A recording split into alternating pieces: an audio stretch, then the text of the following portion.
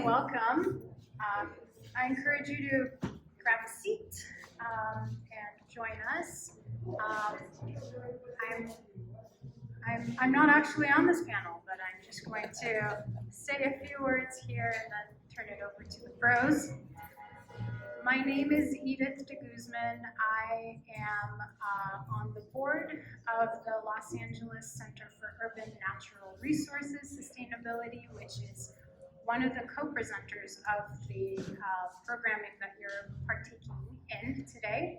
The other is the Avenue 50 studio in Highland Park. And it's our pleasure to bring this set of shows to a close today.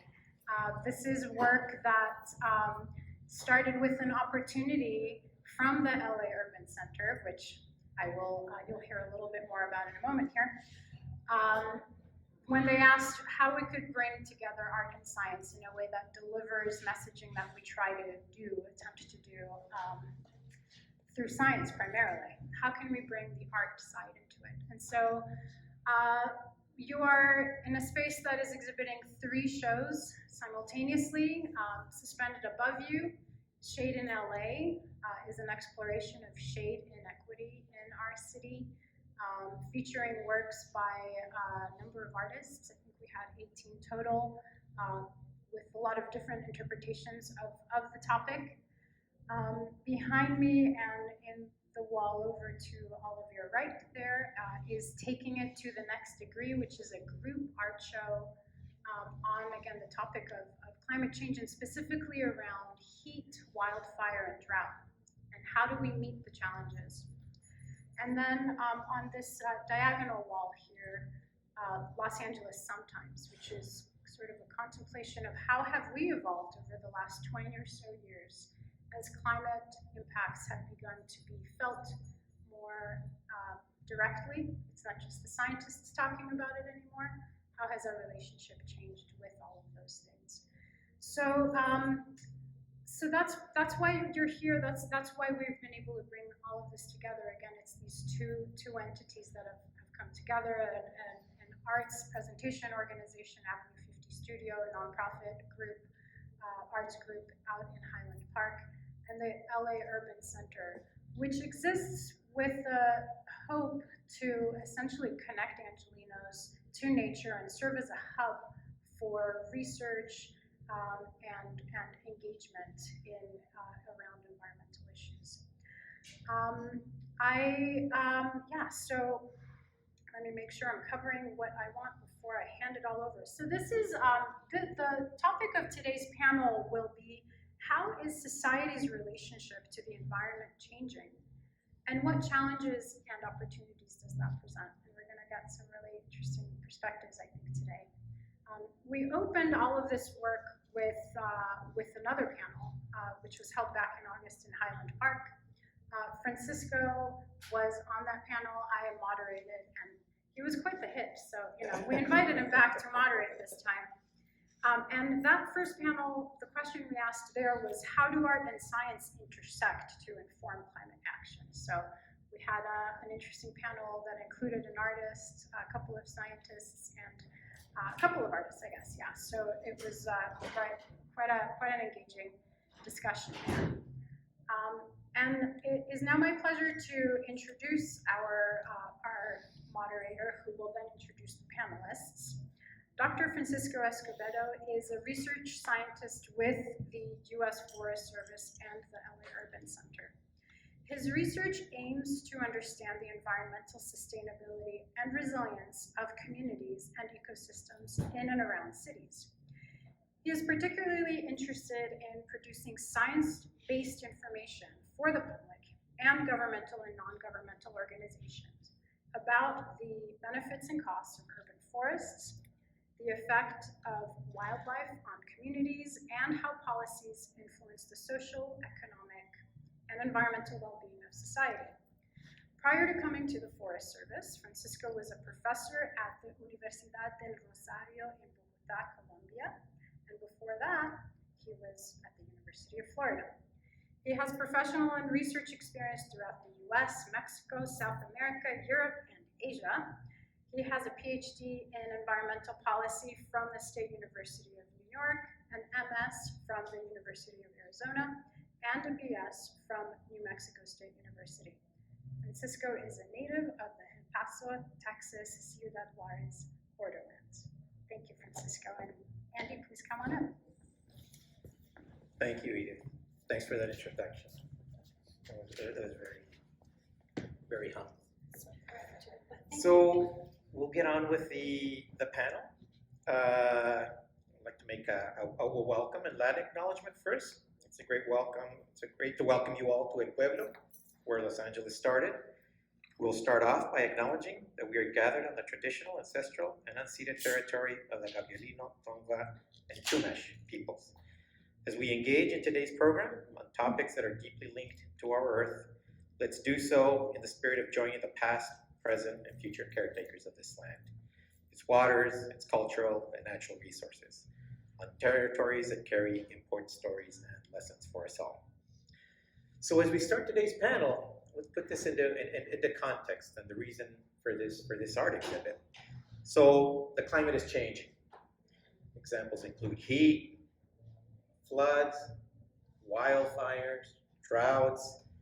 In California, we're experiencing a drought that we haven't seen in centuries. And when it does come, it comes in extreme forms. Not only are we now talking about wildfires and droughts, now we're talking about atmospheric rivers. A study published just last year found that at any point in time, California can experience a disastrous flood, et cetera, et cetera. You keep hearing this on the news. And less snow, less water for the future, and now wildfires have become more severe. So I promise you we'll get a little bit more positive towards the end, but that's just our reality right now. But despite this, I think we're gathered at a very auspicious time. Recent policies, such as Inflation Reduction Act, a bipartisan infrastructure law, now promises support and resources to address some of these challenges. So in this era of unprecedented political divisions, there seems to be at least some positive hope, at least through laws and policies. So now we have the opportunity, not just as individuals, but as a community and a city, to take actions that matter. So part of this panel, this moderation, this get together, is to see how we can best do this, not just through science, but through art, social media, talking to our neighbors, and talking as a community. So I'm going to introduce our panelists. Please keep in mind, we'll ask the panel a couple of questions, and we'll take questions from the audience at the end. So our first panelist is Victoria Arriola. She's a mixed media visual artist, art director, designer, and adjunct professor at UC Berkeley, USC, and a Fulbright guest lecturer at the Danish School for Media and Journalism in Copenhagen, Denmark. A native of Highland Park, Victoria is also greatly inspired by her second home, Denmark, and the time spent in Iceland. Her artwork focuses on the flow, the beauty, and the mystery found in decay and the transience and impermanence present in nature by utilizing found objects which are no longer valued. Our second panelist, Andy Lipkis. He's a pioneer of urban and community forestry and urban watershed management here in the Los Angeles area, the principles of which have spread across the world. At age 18, he founded the nonprofit organization TreePeople and served as its president from 1974 to just recently in 2019. He has consulted for Los Angeles, Seattle, Melbourne, Hong Kong, London, and other cities, helping plan for climate resilience and adaptation. After retiring from TreePeople, Andy launched Accelerate Resilience Los Angeles, or ARLA, a fiscally sponsored project of the Rockefeller Philanthropy Advisors to inspire and enable people and local governments to equitably accelerate climate resilience in Los Angeles. Thank you both for being here. And thanks everybody for coming. So I'd like to start off this panel by having each of us share a personal anecdote about how changes in climate have affected you. Victoria, let's start off with you. How they affected me,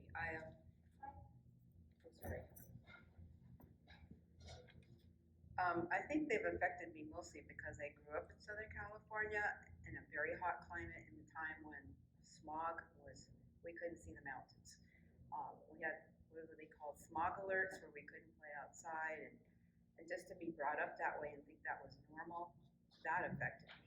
So as I grew up, I was always attracted to nature because as a child, my grandfather used to take us to Yosemite to camp every summer. So I had that exposure back in the days when Yosemite was not completely touristy. And from that point on, I was just always attached and in need of nature. So as I grew up, I became very attached to the desert, which was a very big part of my life. It still is. I spent a lot of time in Joshua Tree and the Mojave. And then I also, at age 24, I went to Denmark for the first time, and I've been going back for 43 years now, so I spent more than half my life there.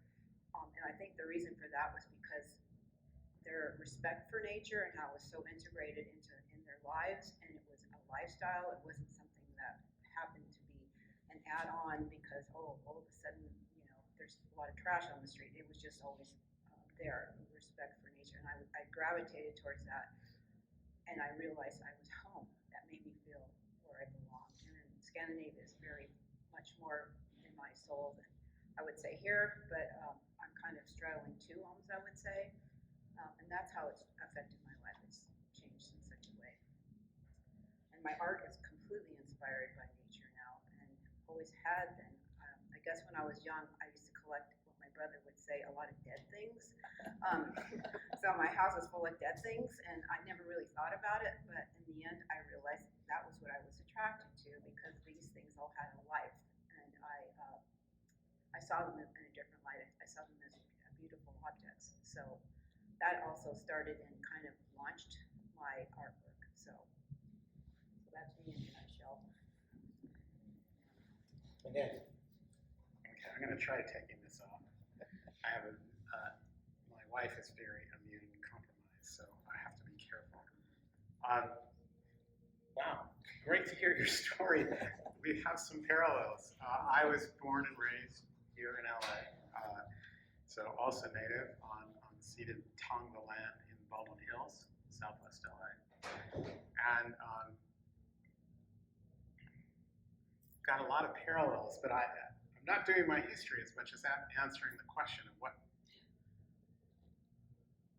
Well, except I want to follow. So I grew up in the same story, smoggy. We couldn't breathe. I mean, it hurt to breathe. I got home from school, and my mom would boil water so I could breathe steam.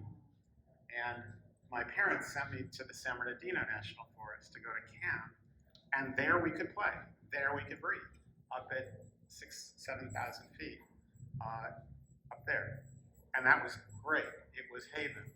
And then one summer, U.S. Forest Service announced that the forest was dying, and the trees were dying, and it was because of the smog. They had figured out that it was the air pollution that was from ponderosa pines. These guys are the real models for these. And actually, that second from here, the far tree, you'll actually see holes in the bark that were bored by birds trying to eat the bark beetles. So the air pollution killed the chlorophyll in the needles of the trees, and they started to starve. And what happens when we starve?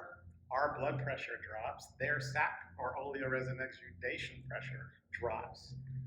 Foresters call sap, who here is a forester and knows the name for what? What foresters call sap? They call it pitch, because it pitches bugs. They can measure the pressure like our blood pressure on trees. And air pollution made in here in Los Angeles, sufficiently attacking the trees, that they could not survive the beetle attack. We could see the forest dying. The forester said, if the trees keep dying at the rate they are, which they were then at 10% per year, there would be no forest by the year 2000. This was 1970.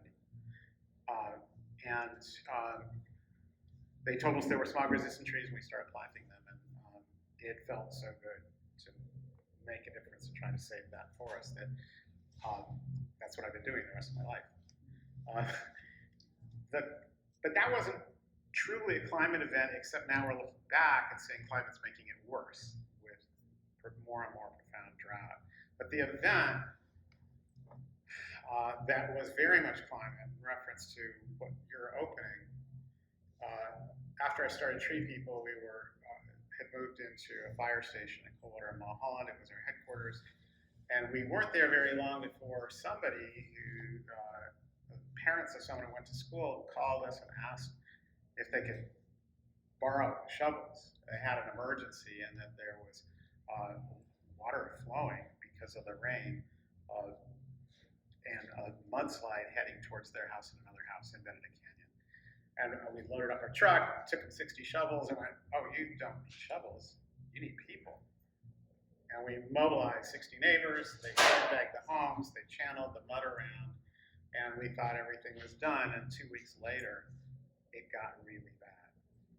And the city council member, Zeb Yaroslavsky, asked if we could scale what we did in that one little canyon.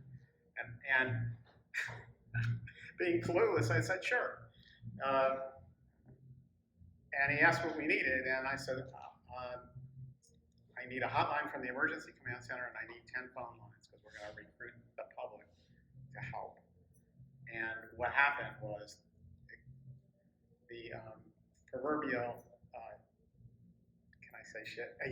Hit the fan, and it rained and it rained. And what happened was all the hillsides started to move. Everything that was a canyon was being cut deeper by this storm. What that was, earlier that year, all the oceanographers' equipment broke simultaneously in terms of measuring ocean temperatures. It turns out it didn't break. They were seeing for the first time hot water flowing from Australia over here in what we now call El Nino. It had not been seen before. What followed El Nino? Atmospheric river hit Los Angeles. And though the conditions that I'm about to describe and why I'm going into this detail is because it's the reality that we face today. It's the one you introduced, but it involves every one of us. And we don't think of things this way, but this is where we're going tonight. People called the fire department for help, and they were just told over and over again, sorry, we got nothing for you. We can't get to you. We don't have the equipment. We don't have the people. You're on your own. And that's when the councilman called. And we put the word out to the public, saying we need able-bodied people. Anyone who is 18-year-olds and older, give us a call. That's why I needed 10 phone lines. We got them up to our headquarters, we trained them, we put them in teams. That call to the public for help materialized out of the blue other resources. Ham radio operators who were organized to help in disaster. They showed up in force, as did off-road vehicle associations with bumper stickers on the back of their car that said, kill a Sierra Club. They hated environmentalists because they were being restricted from just driving anywhere in the desert. We had a mobile army, and then all the people volunteering, we could put them in a vehicle with 4 or 10 people and get them and dispatch them. We took all the dispatches from the fire department. So in 3 days, 1,200 volunteers saved 300 homes across the city. And after that was over, we all went back to our normal work, except 2 years later, it happened again, 1980. This time, it was bigger. It went for 10 days, 3,000 volunteers, saved 1,200 homes. And this time, the public watched. And it wound up changing my life again. But from that ground of being, it has changed everything job is and why I don't sleep well. I see possibilities of atmospheric rivers and more. Thank you, Andy. One observation I'll make I was trained as a forester, and my first introduction to being in the woods was as a firefighter, when I was 18 years old. And I remember going out to the woods, and you'd hear these numbers that we went on this 5,000 acre fire, 10,000 acre fire. But then I moved on. I went to the university, studied, and eventually ended up in urban and community forestry, like being around people and cities and studying trees. But it's only till recently that I'm realizing that wildfires now aren't something in the forest, in the woods, in the wildlands. They're burning down neighborhoods. I mean, this is something completely new to me. I went from a firefighter to working in cities, and I'm realizing that I'm almost returning back to where I started my professional career, working in neighborhoods. The numbers I used to hear about forest fires being 5,000, 20,000, 30,000. I remember in 1996, I was on the biggest fire in New Mexico history, in Colorado history, in Montana history. Those were 60, 70,000, 80,000 acres. 2 years ago, you remember, we had a 1 million acre fire.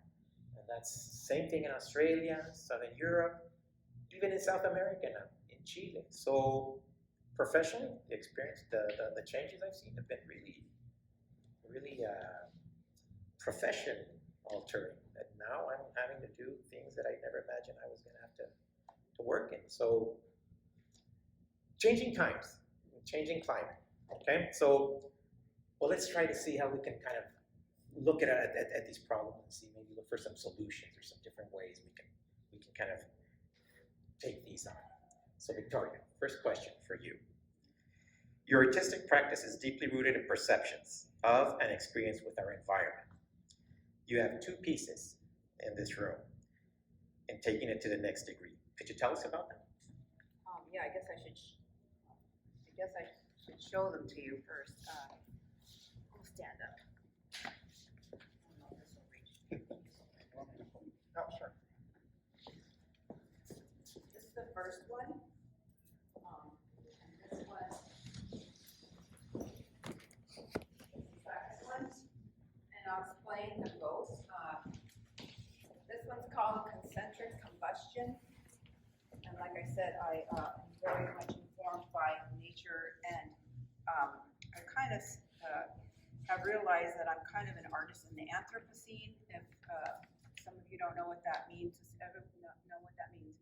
It's basically, I guess, what I believe it to be, and maybe you can enlighten me a little more. It's just that it's an epoch in geology, for example, where we as humans are basically destroying our planet, basically, or compromising it. The thing that's damaging the most are human beings. That's how I see it. Anyway, so my goal with my artwork is to repurpose things that already exist, so that I'm not cluttering the world with more things. Instead, I'm taking things that maybe are no longer valued, and I repurpose them and give them a new life. So in this particular piece, I used baking parchment paper, and I layered things. And for example, there's this piece of silk organza there, and then there's a piece of paper between the two that is marbled. If you're familiar with marbled paper, I made just two separate small rings of light brown and a dark brown. And then in the center of that circle, I drew with pencil, like the rings inside of a tree. And then I took a magnifying glass and I let the sun burn a hole through it. So, and in the end, it spoke to me as if a symbol of trees burning and the destruction of and the loss of forests. And as I explained in my talk here, I work intuitively, so when I'm working on things like this, I don't necessarily think this is going to be the end result. I let the material speak to me, and then at the end, there's the voices there. And I did a whole series of these. They're slightly all different, but that's where they ended up. I saw them as combustion, like life also. So I think that was it on that. They're basically assemblages that are kind of a conversation in a way, a two-dimensional conversation that represent transience as well and impermanence in nature and the flow of things. Flow, for example, because I'm integrating what I see as my art, but it's also science and nature that I see as a three-pronged contribution. The other one over there is part of a series called A Conversation with Trees. And that piece particularly is called A Forest Thinks. Again, I used repurposed rice paper and ink, and I used my body. It's a monoprint, and I used my body, my arms, my hands, and I crumpled the paper. I used a brayer, and then at the end, it spoke to me as a forest. I had a whole series, but it was also in a way it was like combustion because there were these sparks in vortices and things like this. There was all this energy that just came out of the paper itself. And for me, that was again an intuitive approach that spoke to me. The materials and the results spoke to me. What else am I trying to say here? So.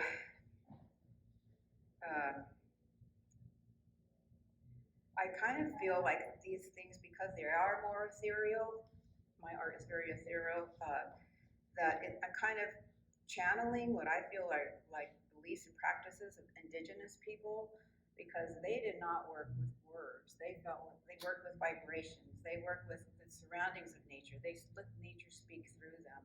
And that's how I see my practice. I let nature speak through me because I need it, it needs me, and I listen to it, and I feel that it's the biggest inspiration for me, and without it, I don't know how we could exist.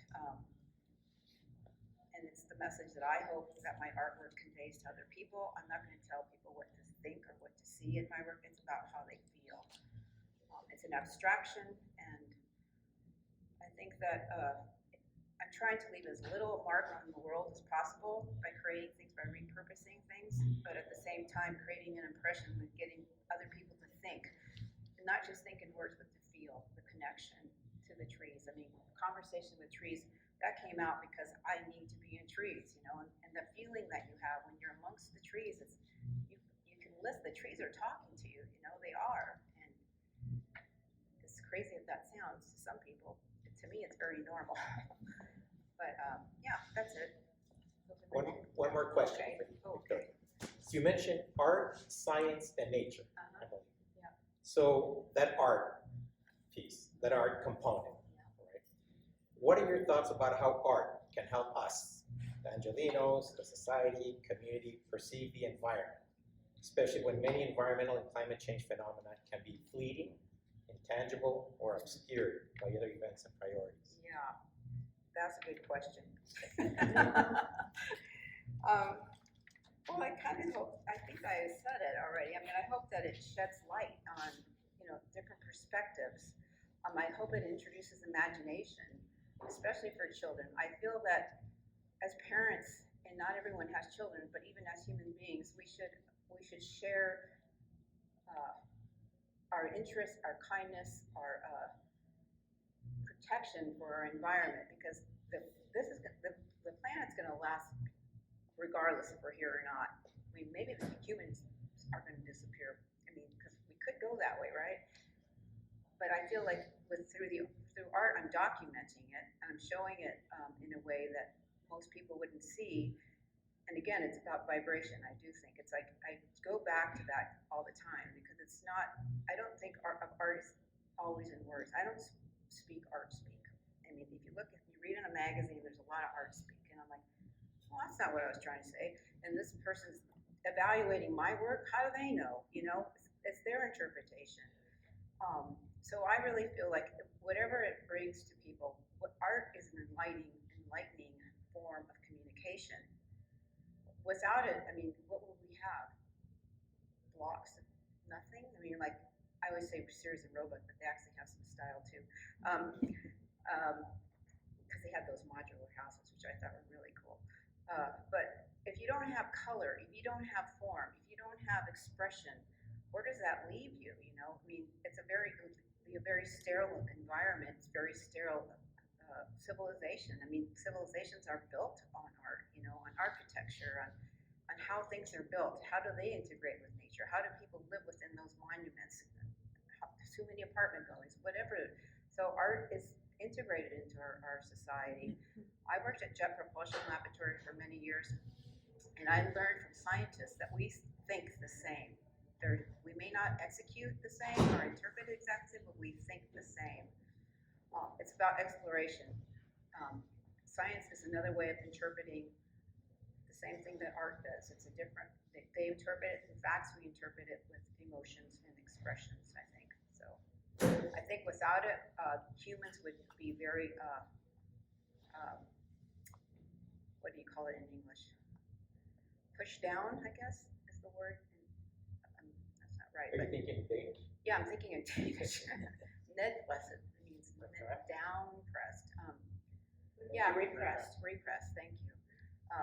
Because what would you do without expression? You know, films, music, dance, all of that. I mean, without that, I mean, Native Indians, the Native American people, indigenous people, all spoke with their bodies, with natural, with fire, with air. They respected the horizon, where the moon set, all of that.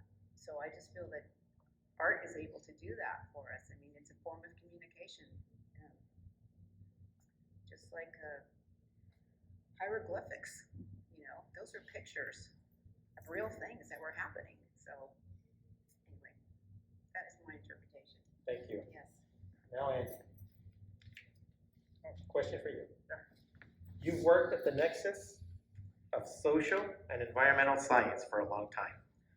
Environmental degradation can feel massive and daunting, and we often feel powerless to be able to do anything about it.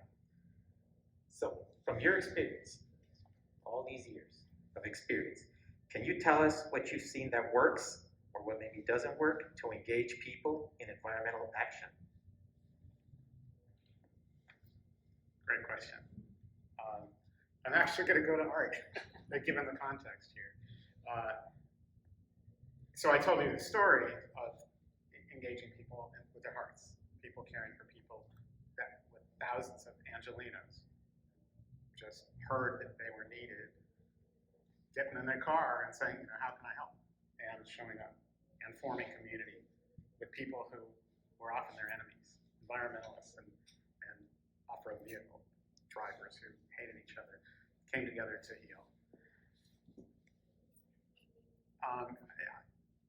I've always been kind of into looking at seeds and you know, had a relationship with plants. I planted vegetable gardens at both my grandmother's apartments. So I've just always been a plant person. But the work has taken me in lots of different ways. An artist friend was putting together the first book on artists and sustainability, and he asked me to write a chapter. And I went, well, I'm not an artist. He said, no, you are. And I had to think about that. And suddenly, I got, well, what I call art, I haven't heard a definition of, but taking a frame around a piece of reality and giving it to people. I like to take pictures, but whatever, I just heard it in your description. Having people be able to see something through their heart and feel that thing instead of just through their head. And once I got that, I realized, oh my God, I hadn't thought about it. But one of, and I hadn't thought about that really before tonight, but one of my art projects, which was an action project, which is a way of answering your question, funnily enough, was my thought of getting the trees planted to save the forest was to open people's hearts to realize the damage that we were doing and the need to change. Well, people loved that we were planting trees, but it didn't do anything to change the lifestyles and the damage and the destruction, which we continue.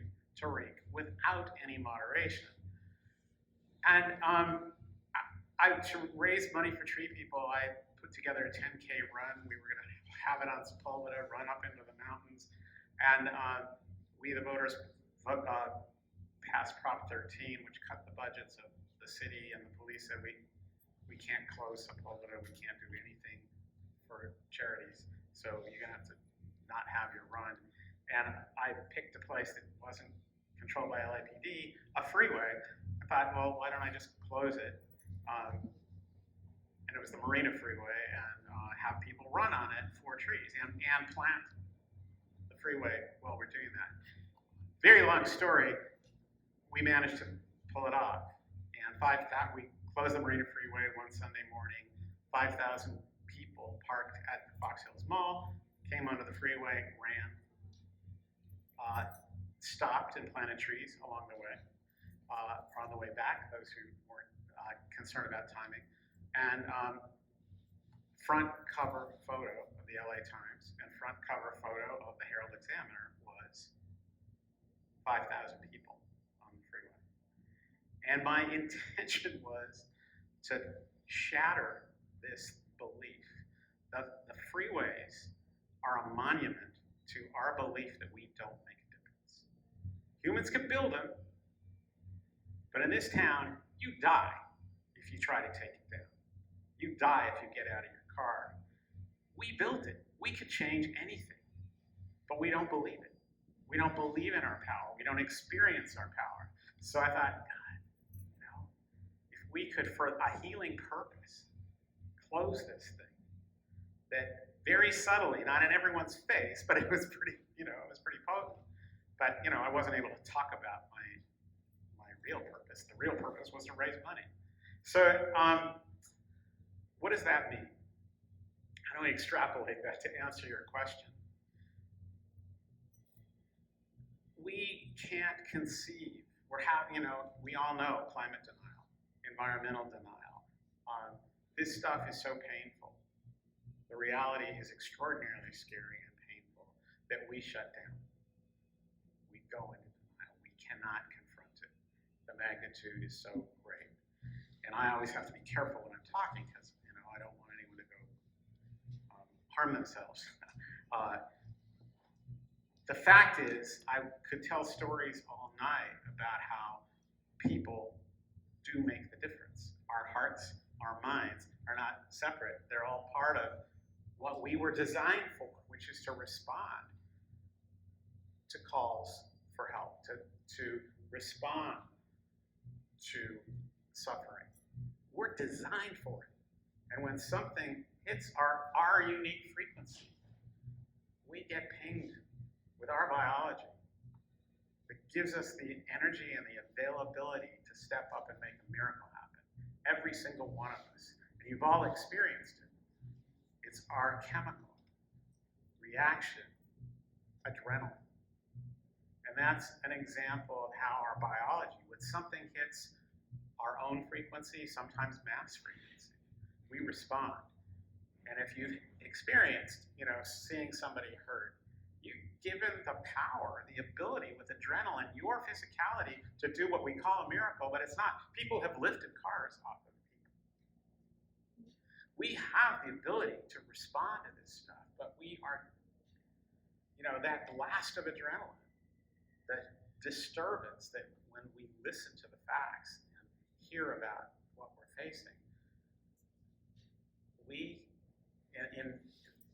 have the ability, if we're overwhelmed, we shut down, we pass out.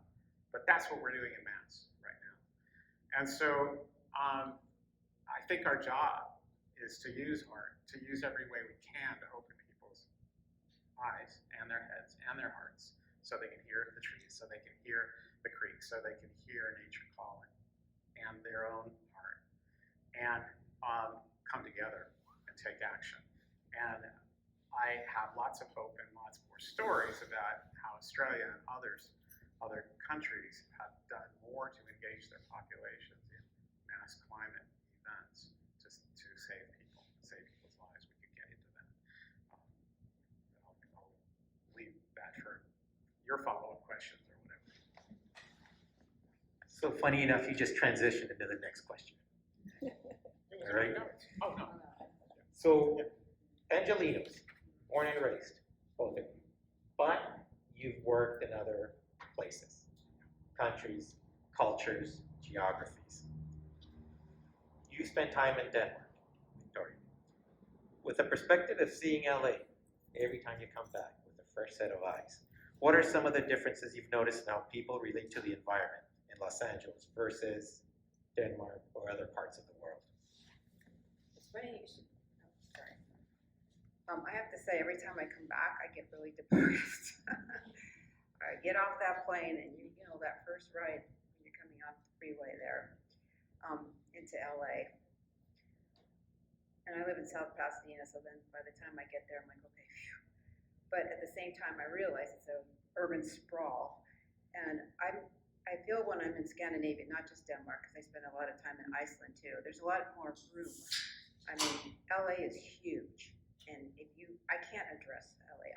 All I see in LA is inconsistency and things done for convenience, not because I necessarily feel that, you know, we have to save the planet. I mean, there's definitely spots of that, but I don't see it as a passion. You know, I feel it like it's for profit most of the time. How can we monopolize or capitalize off of this? So having been born and raised here, going to Denmark has been my lifesaver because I can spend time where people ride bikes. They don't drive. I mean, their bike lanes are like the 405 here. I mean, they're packed to the gills. I mean, I was explaining to you earlier, they have this urban planning where they call it, I think it's called a finger plan, where they actually have nature integrated into all of the cities. So just like a hand, so there's the city, but there's all these little fingers of nature, like forests and green areas. So everywhere you go, there's something. Of course, there's some communities that aren't exactly forested or anything, but they're all islands, so you're surrounded by water all the time, the sea breeze, and I always say this word wrong. Maritime, or is it maritime? Maritime. It's a maritime community. I mean, everyone is engaged in kayaking. It's a lot like, I guess, the Pacific Northwest, but it's ingrained in them, so it's not something that has just become fashionable. It's something that's just part of their culture. So when I come back to LA, I bring that with me. I do bring that mentality with me. It sticks with me. I kind of live my life that way in our own home, and many of my friends do too, but I think recycling for them has always just been part of their culture. Here it's, you know, something still kind of new, and it's also mandatory there to recycle organic matter, so people have to save their scraps and put them in different bins as well. And I also find that to be exclusively Scandinavian in many ways. Recycling there back in the 1970s the packaging was they were already doing that. And here it's like, oh, now we're finally not putting plastic in our paper bags or our paper cartons. Anyway, but I would just say that every country is different, of course, because it depends on the economy and the infrastructure, the people. You know, there's parts of Italy that are very dirty. So I've been lucky enough to spend most of my time in a country that's very, very organized. And they base their aesthetic on form and function. So things are minimal, and I love that. To me, it's like, you don't need to have all this stuff. Just buy something or build something that's quality and it lasts, and that's another way of saving the planet too. You're not constantly, you know, finding out. I mean, of course, everyone's making new materials nowadays, but they respect their forests there. You know, it's a different mentality, and these people spend so much time in the forest with their families and riding their bikes across country. That is a normal vacation. Kids on bikes on the bike lane, stop, camp 2 nights, move on. And so when I come to LA and I see all this congestion, and I'm just like, where's my pocket? That's how I feel when I come back to LA. And of course, there's pockets all over the place that are just different here that I feel make LA. I mean, there's also the beauty of that, the diversity. But as far as the sustainability of it all, it's so complex. I have no idea how to solve this problem, because I feel we are the problem. And like you said, it has to come from your heart. You have to feel a passion. You need to want to live in an environment that respects you too. And if we can't respect it, we're destroying ourselves. I think that answered the question. Oh, and one more thing I was going to say, I looked this up. LA is about 12,500,000 people. No, wait, 12,500,000 people. Denmark is 5,900,000 people. So it's actually not even the size, the entire country is not even the size of LA. So it's a hard one to answer. Yeah. How about similarities, Andy? Not so much the difference, but similarities. Yeah. Life-changing for me was I was brought to Australia by a guy who was organizing a nationwide rolling conference on solutions to problems facing Australia. And he was researching TreePeople because that country had been so deforested, profoundly deforested. He happened to be in LA the day that TreePeople, we were launching 1 million trees for the Olympics campaign. And he showed up at TreePeople headquarters as the US Air Force, Army, and Marine Corps drove in with a convoy of trucks loaded with 100,000 seedlings. And it was, just again, a wonderful media event to get some attention. But he brought me down there to spend a month touring around the country. First thing that happened is they sent me out into the countryside, a suburb, not countryside.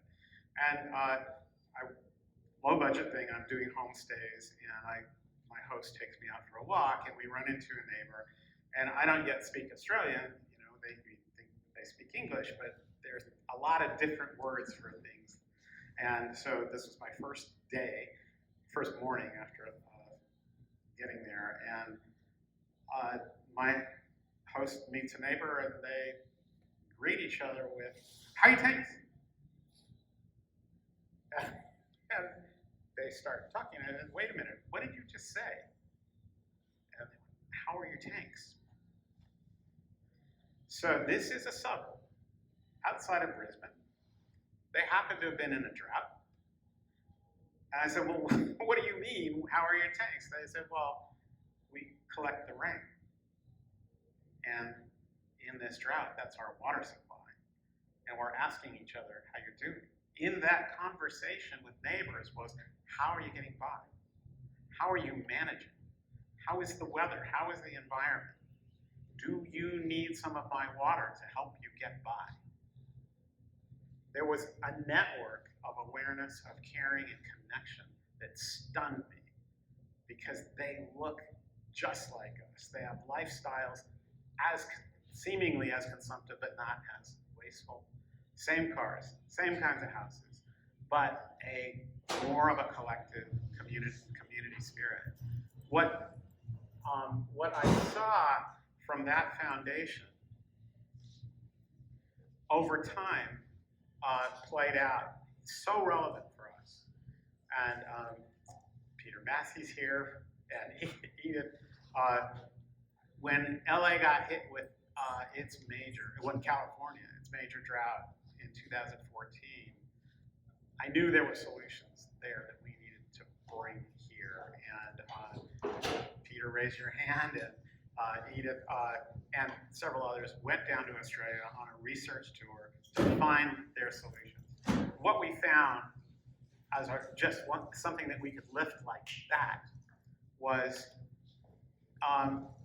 because we have the same conditions, even though there's a profound drought here right now, there's not a drought in our city.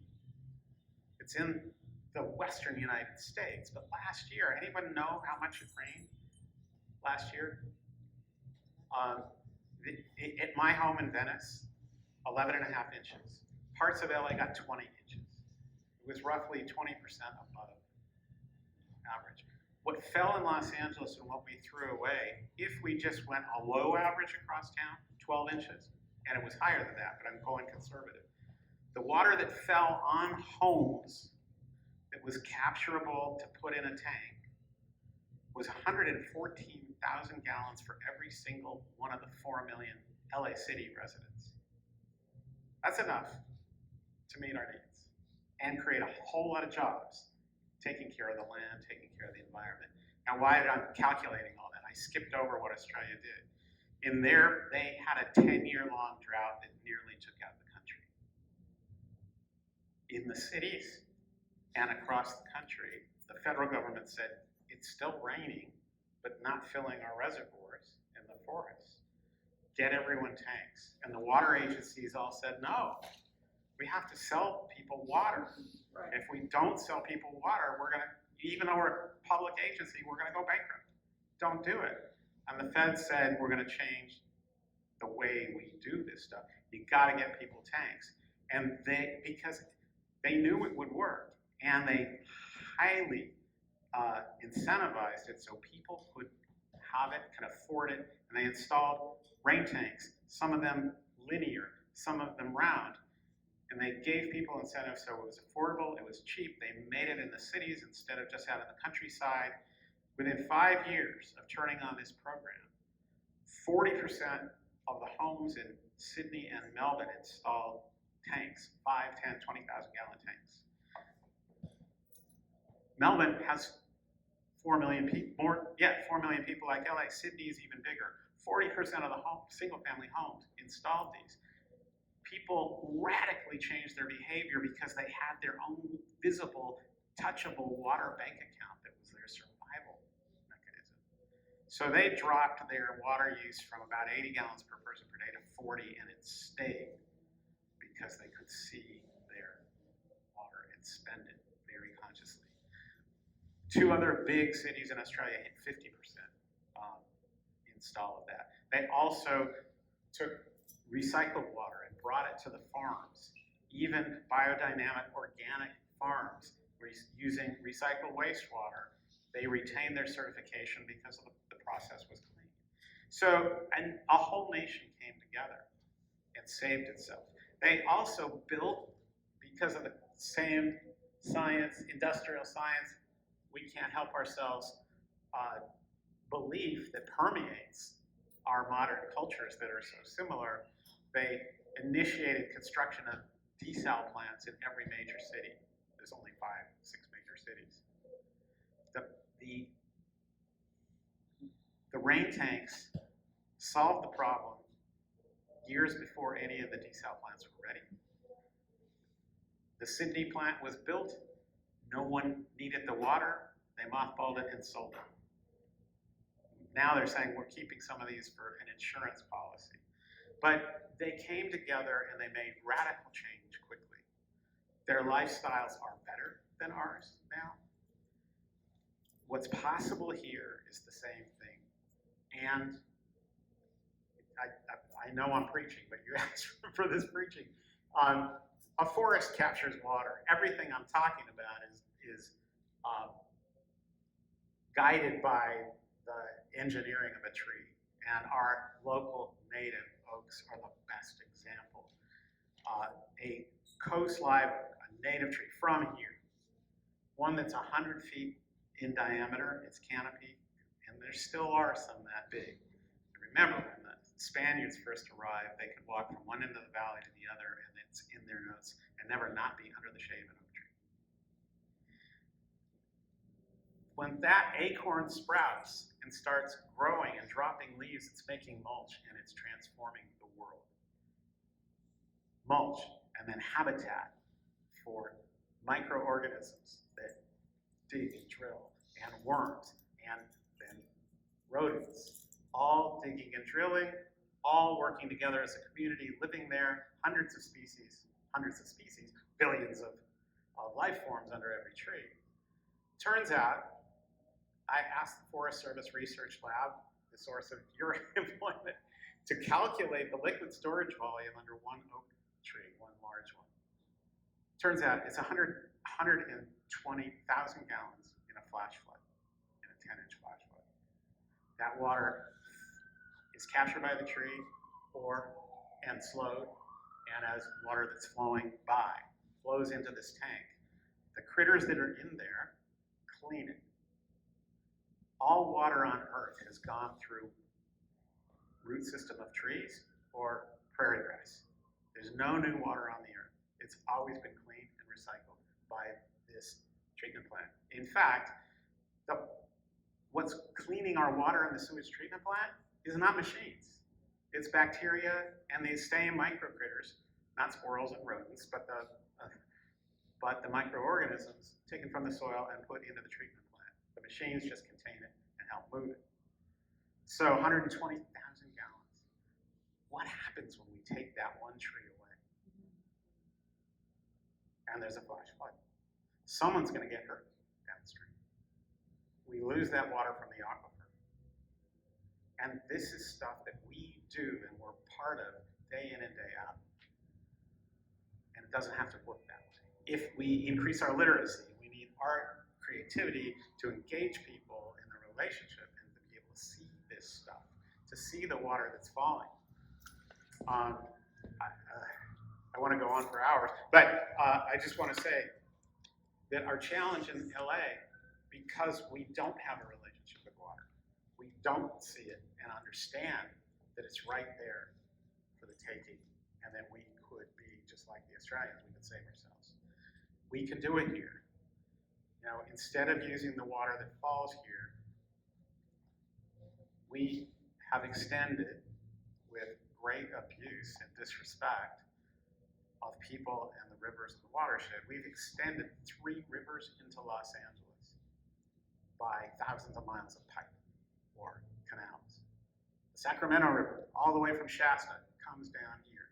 The Colorado, anything that falls from Utah throughout the Southwest comes to Los Angeles. The Owens River.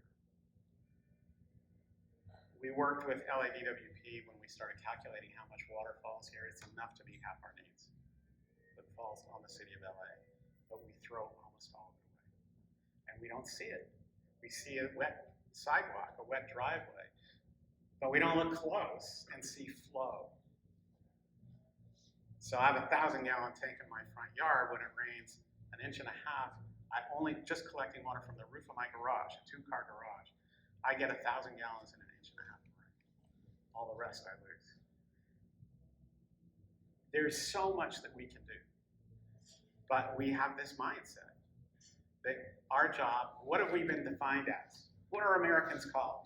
The big C word, consumers. And everything else in the world is something to be consumed, and we've done a damn good job.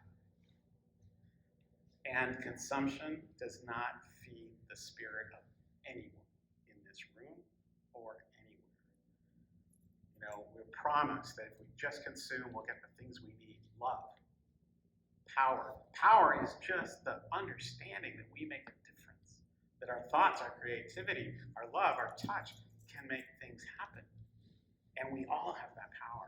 But that's been taken away because we've been told that our power is based on what we consume.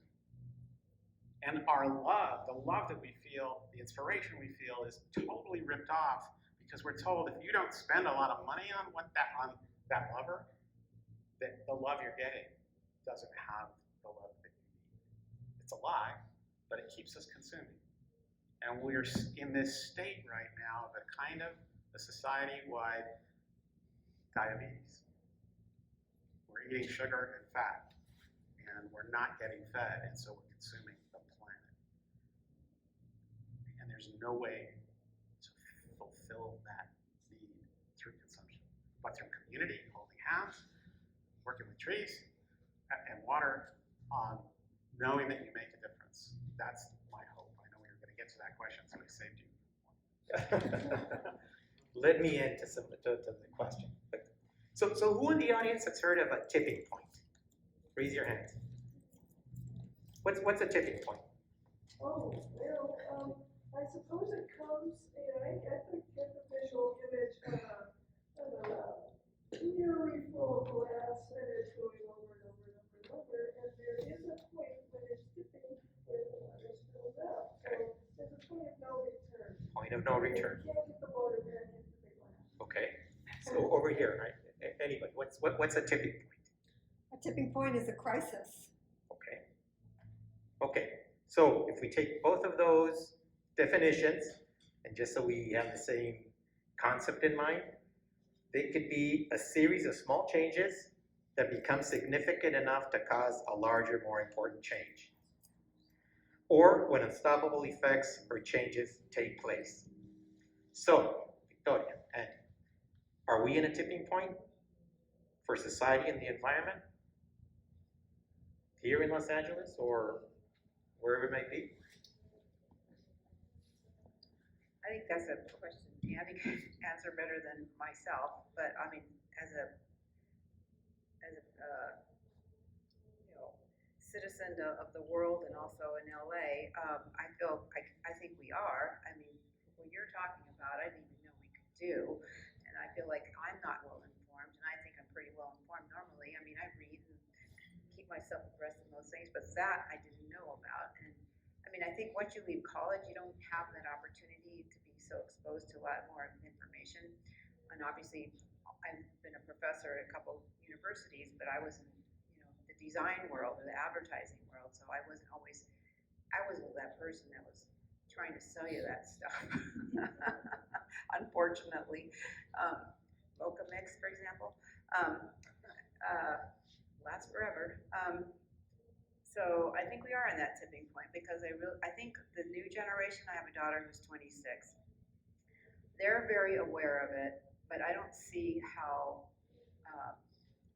people that maybe don't have a college education are as privy to what to do. I think lower income neighborhoods are at a disadvantage unless someone goes in there and introduces a plan, for example, or educates the children as they're growing up in their schools and their communities. So I do feel like we're at a tipping point, especially as you were saying about the freeways. That's one thing I just can't even handle in LA. I do everything I can to avoid freeways, but I know they're the arteries of our city. I mean, like you said, we built them, so. I don't know. I guess I can't really answer that with an educated answer other than my own observations. Again, I also try to do what I can. I do gray water in my yard. Just the small things. I think if everyone just did a little to help, I think it would improve. But tipping point, yes, I do think we're at a tipping point. I see water on the sidewalks all the time, and that still bothers me when they're using their sprinklers. I think we've been at a tipping point for a while. The point is, the longer we wait, the worse, the fewer options we have, and the more we lose, and the more people are going to get hurt. So buckle your seatbelts. I'm just going to tell you, this is real. In 2017, head of the State Resources Agency, California Resources Agency, who right now is Wade Crowfoot, but back then it was John Larry. So he's in charge of CAL FIRE and all emergency services coordination in the state. You all know CAL FIRE. Used to be California Forester and Fire Warden. That's just the way it's organized. Anyhow, they are in charge of coordinating all these major emergencies. He held a meeting 2017 in July and called 200 state leaders, electeds, and agency heads to a meeting.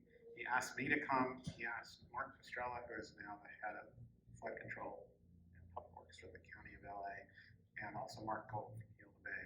And he asked us three to be there. And he had these 200 leaders. They insisted they be there in 2 days. And he opened the meeting with, ladies and gentlemen, the reason why I've called you here, and buckle your seatbelts and put in a little insulation. The reason I've called you is because climate change has already reached the point where we, the state of California, can no longer guarantee the safety of the people of California or the economy. Let me repeat that. That's his words, quoting.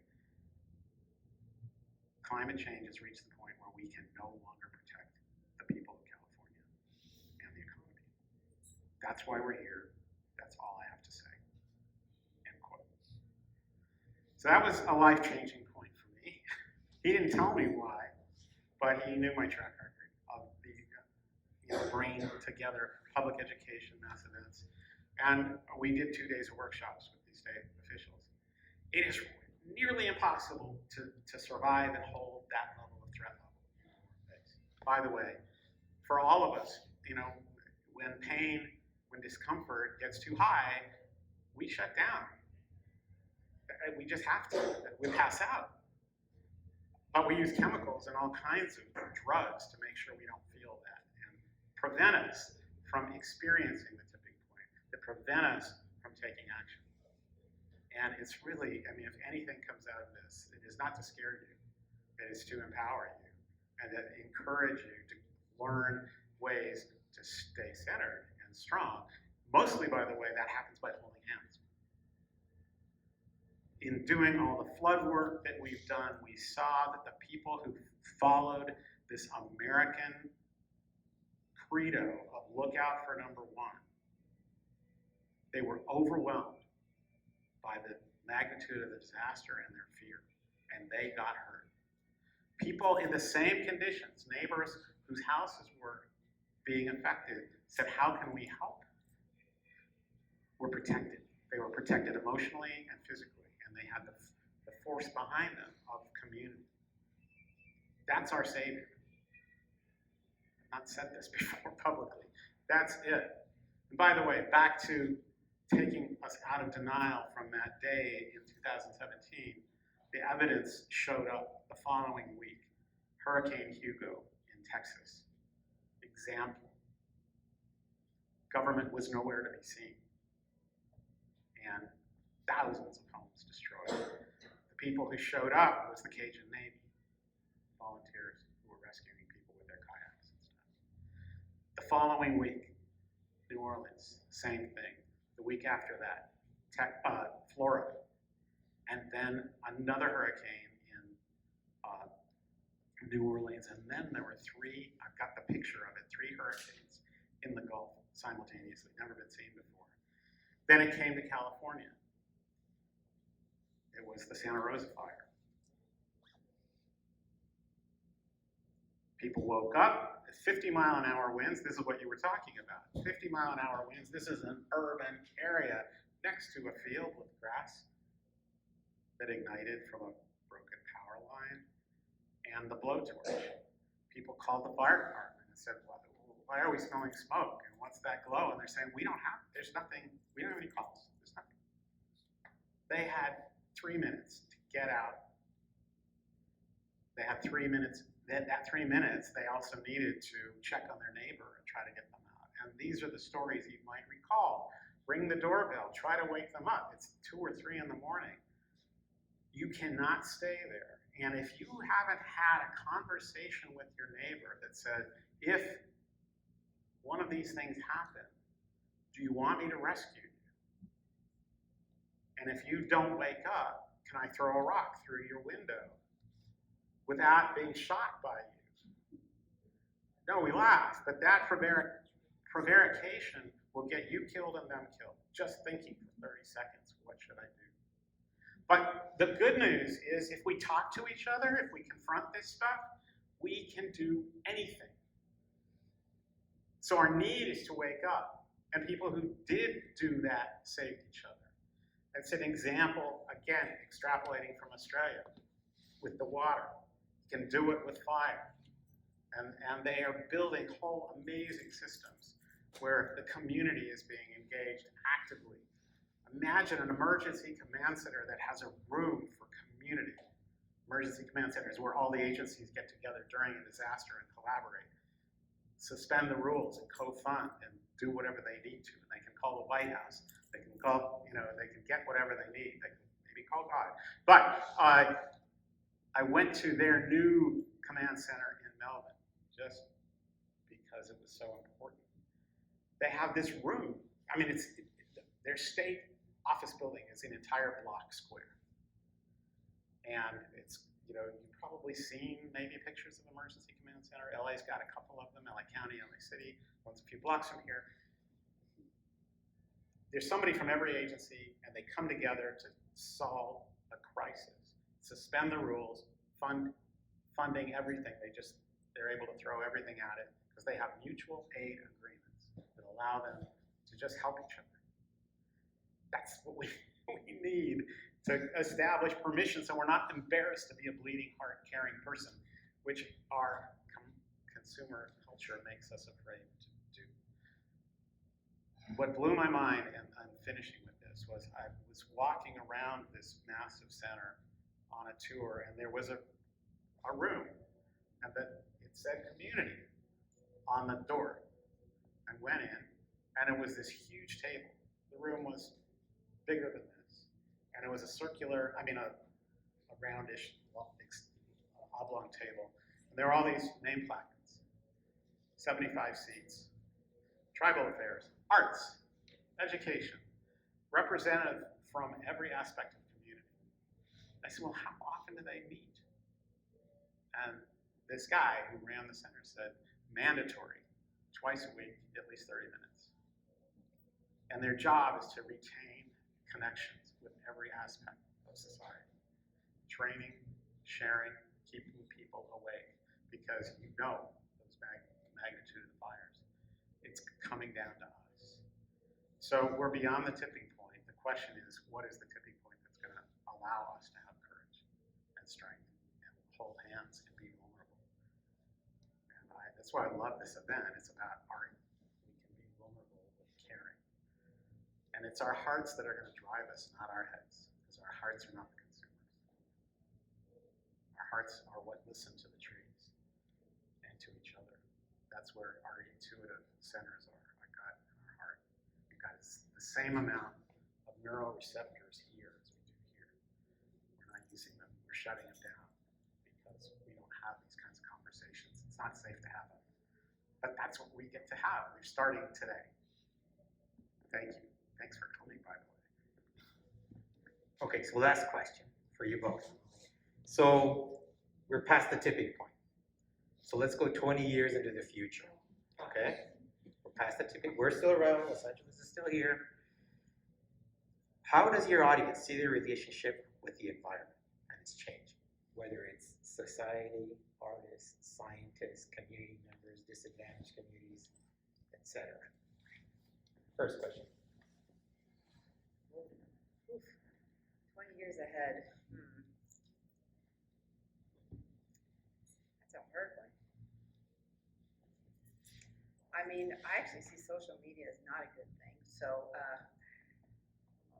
I don't know if you watched 60 Minutes, but there was a really good article last weekend about how it's destroyed a lot of families because, to your point, I think that's where a lot of the heart is disappearing because everything's so fast and there's no time to think about things. And you fast forward 20 years, I think that's going to be more of what scars us because I think it's we're going into that area where, I mean, people today think they're immortal, so that's why they don't care.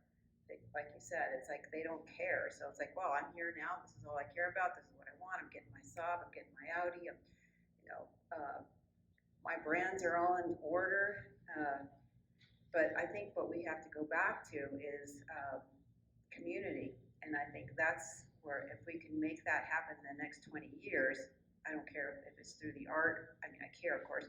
But I think it can be a combination of a lot of things. But I think we're in for a major correction, and in order to do that, I think there's going to be a lot of suffering along the way. We're going to lose a lot of things along the way, things that are important to us in our generation, but I fear for our children's generation because of course they're blaming us for that now, but I mean, how do they fix it? It's kind of a done deal right now. I mean, they still have a lot of work to do, but values have changed, and I will say this, I'm not a religious person. I was brought up as a Catholic, but this is not where this is coming from. I feel like because there isn't a need for a religion anymore, because I mean, churches all over the world are closing a lot. Okay, we have countries that are based on religion, but here I don't think there's anything for people to long for anymore. There used to be a utopia, but there's no utopia anymore because everyone lives in the now. So in 20 years, I'm not quite sure where that's going to put us. philosophically, I can't answer that question other than to say, I think hopefully through our mistakes, the community will see, people will start to realize the importance of community and go back to that, because that's how things are. Things that, for example, World War II, people from World War II are almost all gone now, right? And they say what you don't remember, you are doomed to repeat. And I think that's something that, it maybe even falls into that category. You know, people who don't remember, they don't know that, for example, our children don't know how it was to play outside all the time. I mean, that's what we did as children, right? We used to play in the LA River, you know, and then, I mean, do we let our kids do stuff like that nowadays? They don't have any freedom. I mean, they're just sitting there in front of their computers. So anyway, I hope that this civilization, that our societies realize the importance of kindness, of community, of helping one another, how it helps to, like you say, hold hands and be there for each other. And I don't know if that's through religion, through art, through nature. Politics is really not, I don't know what politics, how to define politics anymore other than self-serving. So philosophically, I think we just need to, there's a big correction that has to be made. And by suffocating education, as I see it, it's not going to happen that way. So there's got to be a shift. I think there's a big correction due. So I don't know how to otherwise to answer that, but you can answer it better. It is a conundrum. I would say I still have hope, a lot. And I'm going to continue a couple stories for why I have hope. So that little research trip that Edith and Peter and TreePeople staff did in Australia, we raised the money and brought 20 city, county, state leaders to go see it all. And it blew a lot of their minds. We managed to get the Department of Water and Power to do a study on how much water falls that could, if we captured it, what difference it would make here. And sure enough, it validated our science that said, oh, it's half the water LA needs.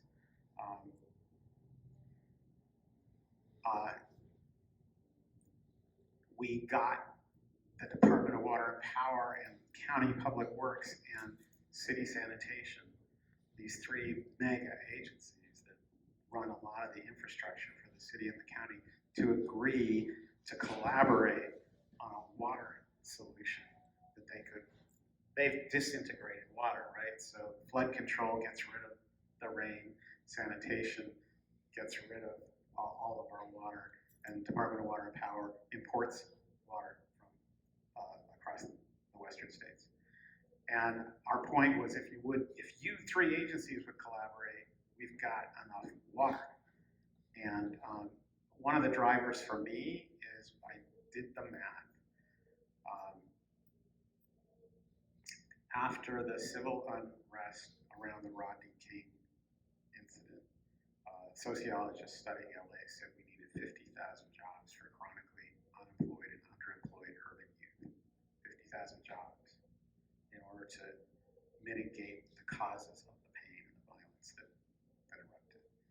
We never created those. Rebuild LA never created jobs. There was no focus on that. I'm the founder of the LA Conservation Corps, and we saw some of our kids die, and I can't not act. So when I heard the 50,000 jobs, I went, well, what would that cost? And the number back then was $500 million. So we're looking for federal money or something to get $500 million in here to get the jobs. 50,000. Rachel, our city forest officer, by the way, raise your hand. This is Rachel Mellerich, LA City's first ever city forest officer. She could tell you she could use an army of 50,000 LA kids to be caring for the trees and helping them capture the water and helping them be healthy and safe and helping them be the tree canopy that cools LA and saves lives. You could probably use more than 50,000. We couldn't get anyone. We couldn't get the federal money into town, but a $500 million project showed up, and it was the Army Corps of Engineers. It wasn't to fix things from the unrest. It was because in that first flood I told you about in 1978, the LA River rose to its banks and deposited debris on the top of the walls, the embankment. Another quarter inch of rain, it would have overflowed and taken out half the county. And so it was an emergency project to raise the walls of the LA River to get rid of more water. And I'm going, well, how much water is it that we're throwing it away? And I'd already thought it was a lot, and it turned out it's half of what we need, and we're throwing away $500 million. LA City was spending $1 billion a year on water, so we're throwing away $500 million a year. And like, what would happen if we employed people to manage the land and put in tanks and change our landscapes to capture water, which is totally cool. And no one understood. Arriola Bay, Friends of the LA River, NRDC, and TreePeople sued the Corps.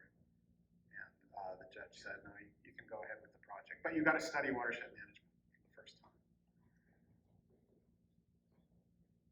Fast forward, nothing happened from those studies, but I persisted, we got the three agencies, flood control, water supply, sanitation, to agree to collaborate, because if they worked together, there was enough money to capture the water, employ people, and all of that. And we brought together 30 engineers from each of their agencies, plus their chiefs, for a day-long design charrette art, right? And gave them the challenge of designing the system for LA. And they did it. Great engineering. And we had enough money from them, $1 million, $300,000 from each agency. And we built a demonstration project, retrofitted 6 homes, 3 in South LA, 3 in the Valley. And they all had cisterns. They were all state-of-the-art. They had sensors in them. So the sensors could report to the home owner or the residents how much on their phone, how much water was in it. They could flip a switch and turn on their sprinklers from it or release the water to the street. The agencies all had access to the water as well. So you could manage it for flooding. If you had a storm coming in, you could release the water and have room for the storm or send it downstream. It was incredible. We built it, big press conference with the mayor, county supervisors, and nothing happened after that. We brought the engineers out to see it, and they were shocked that it worked. I'm going, how could you be shocked? It was your engineering. Why are you surprised? They feel so powerless. So, I think we can do this. You know, we're going to need art to wake people up, art to inspire people, conversations that just go, we can't, you know, we all make a difference. And that's the thing, is we just don't want to know. We don't believe that we make a difference. And our art, our work, our education has to let people know the magnitude of the impact that they have, because it's only us. And everything in our heart, in our fear, tells us, not me. I can't do that. And yet, the planet is feeding us. It's calling us. So I think in 20 years, we could have this thing, I think we could have this thing executed with intent. And we could have safe water, and we could have the conversations and communities building and doing the cooling. And if the tree canopy cover turns out not to be enough to save lives, and that's the work that this project is about, you know, increasing tree canopy enough that we drop peak temperature 7 degrees to save lives. By the way, that tipping point of how many people we are losing in severe heat now is we've passed that one. But we can save those lives. We can take action. Are we seeing a serious commitment, real resources to the city forester and all the agencies to get trees planted and, most importantly, cared for? We could easily employ 50,000 kids, young people, with meaningful work saving our lives, saving our city, saving their future. I think it can happen. It's right within reach. I'm never said it to a crowd this size, but you know, start to dream. And thanks for your patience with letting me talk. Thank you, Victoria and Andy. So we're gonna do a little switch here. And now we're gonna have questions from the audience. So if you have anything you wanna ask, feel free. Give a quick introduction, who you are. I'm Why you're Cheryl. here, Yeah, and then- I'm Cheryl. I would like to know, aside from the coast live oak, some of the other keystone species of trees for this region. Keystone species, trees. I'll share the mic. I mean, I go to natives. Our native indigenous species are critical. But what are they? Well, my favorite at the moment is the elderberry. I harvested ripe elderberries from along the LA River last fall and made elderberry syrup. So just boiling it down with water and honey. And I've gotten sick 3 or 4 times this year, you know, flus and stuff like that. In my body, I could feel it. I was sweating. I just took the elderberry and it was gone. Are those trees practical for our streets? Oh, well, they don't have to be. They're actually a shrub that can be pruned into a tree, so you can have it in every yard. It's the habitat that was here, and wildlife needs it. By the way, the AMA 4 years ago, when there was a massive flu season, they actually came out, the American Medical Association, and said elderberry is as effective or more effective than Tamiflu. It's the first time I've heard that kind of endorsement. So you start to, you know, if you look at palette, I'll just invite anyone who's got the skill to add to other native trees and shrubs that are here that we could be planting in pots if we were in an apartment or just in our garden. But I'm talking specifically for keystone species. And the other question I have is, what does it cost to put a cistern in a residential setting? Not with all the buzzers and sensors and No, just a tank expensive stuff. or replace your fence. Right now, you have to be fairly wealthy to do it because it's not a product that we're manufacturing in town. You generally have to truck them in from another farm state, put 3 on the truck. And you can install a tank for between 50 cents and $2 a gallon if you get over 1,000 And gallons. what, you have a company, some company? Oh, you just go online and look up rain tanks. And Rain tanks, and they should be made out of what material? if you're in the hills, you want to make them out of steel or concrete so they don't melt in the fire. In town, the best product is to use polypropylene, recycle 7. By the way, that's food grade plastic, so you can drink it and all of that. It will survive quakes. And what does a steel tank cost that's A lot. practical for I'm not. a single family residence? I'm not sure. I can only tell you that asking you to do it now, you got to have means. What we need So like is 10 grand? yeah, that would do it. Any Thank other? They're gonna be around also. Yeah, we so can- you could follow up. with We some can have an questions. extended conversation. Another question? Sure, and maybe it's a little bit more elaboration on a comment that you made. I'm so grateful for your optimism and your hope. I think I do that, I try to do that now that I'm retired. I focus a little bit more on my city of Oregon, Flintridge, and how we can possibly mitigate climate change. And so I'm sort of curious as to your opinion about what is the major obstacle for implementing some of these bigger ideas? I mean, we're just so set in our ways as a civilization, as a culture, that we just can't see the forest for the trees. And I'm frustrated by my little efforts to do one little thing in Montana, which is, okay, can we please have an ordinance to ban the big gas-powered leaf blowers, win-win, for our hearing and for our Long Hill, and switch over to electricity. It's perfect. And to hear the arguments from our 5 city council members, it's probably full nuisance that comes, in the culture. And I just wondered if you had an opinion of maybe there's top 2 or 3. Why is it so hard for us to go forward with the right thing, to save ourselves? Fast answer is we don't believe that we make a difference. So as individual citizens. Yeah, we don't think that we make a difference. And we don't think that we're doing damage because the feedback loop has been broken. So we're not experiencing that we're causing harm. We're not experiencing our power. And it's all mitigated by consumerism, because you're hungry, you need comfort, that comes first. I mean, human power is, those leaves should never leave your property if your trees are making them, right? You need it as mulch. It's the sponge. It's the water purifier. And so there's so much illiteracy about the ecosystem function that we need every house, every street to be able to have. But there's plenty of people in this room who know this stuff. We are disintegrated.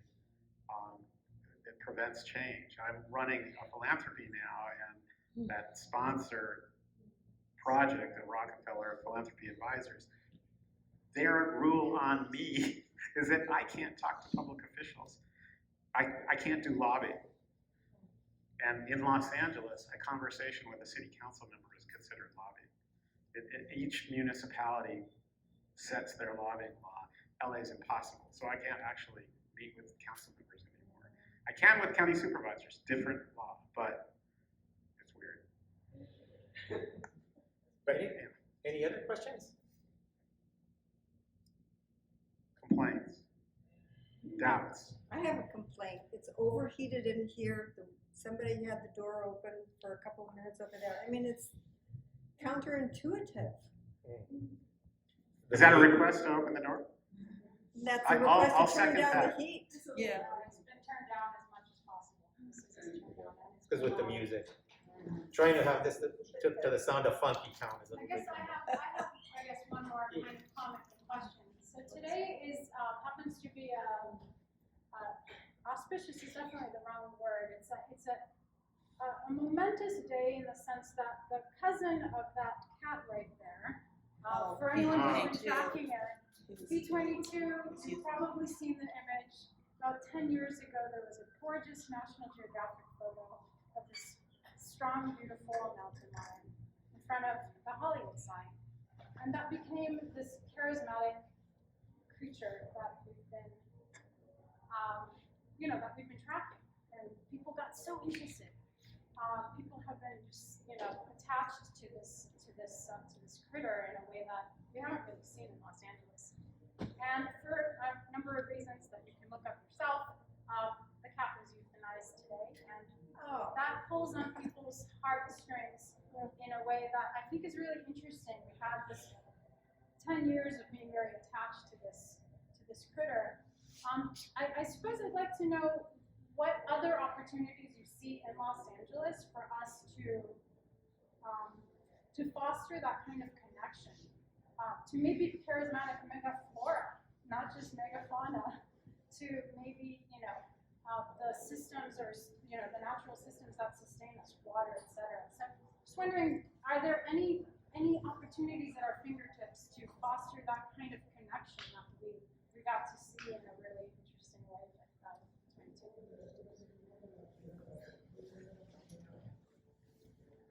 You have it? No. Yeah, we opened with the land acknowledgement, whose land traditionally we're sitting on. There is a lot of wisdom in our fellow Native Americans, and we don't ask and we don't listen.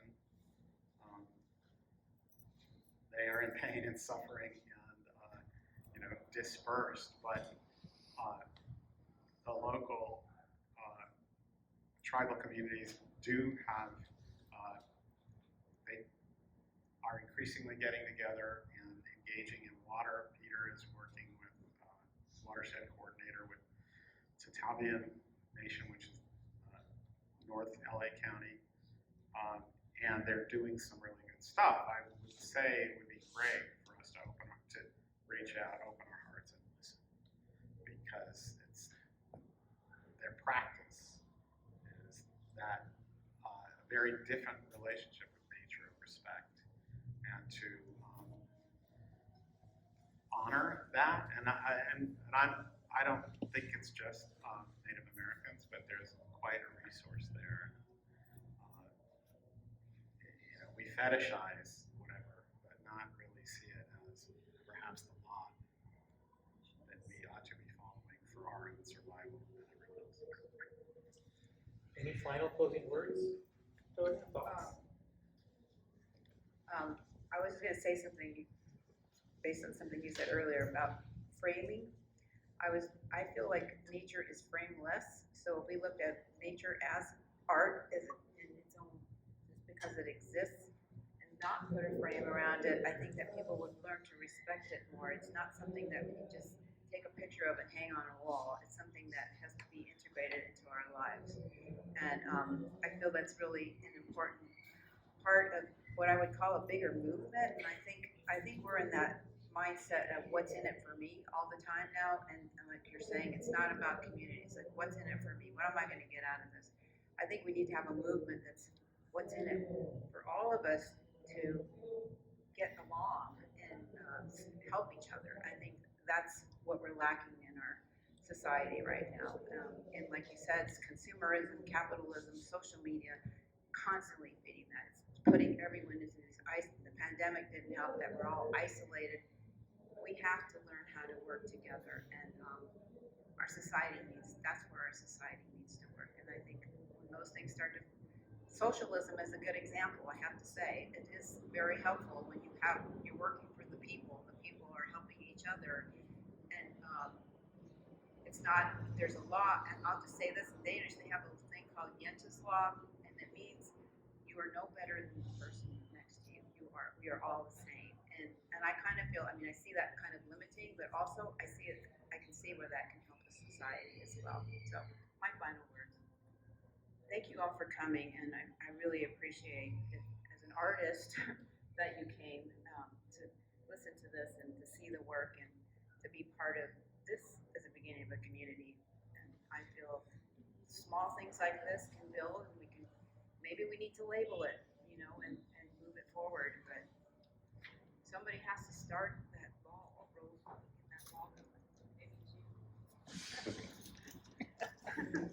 So thank you everybody for coming here. Thank the panelists.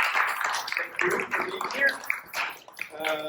This was truly a collaboration between scientists, artists, government, the community, people. So a great way to close out this event. Let's thank Edith and Charlie.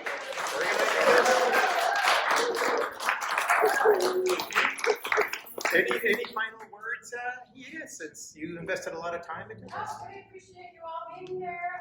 There's plenty of snacks and drinks, so please help us by consuming, because We're consumers. So, no, it would be great to just see you kind of linger around, check out the art, talk to the artists. Some of them are here, talk to each other, and have a wonderful evening.